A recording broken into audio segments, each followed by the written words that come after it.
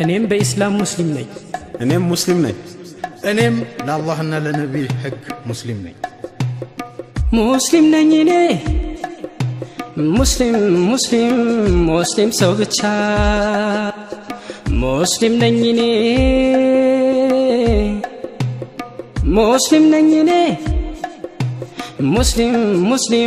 ሙስሊም ሰው ብቻ ሙስሊም ነኝ እኔ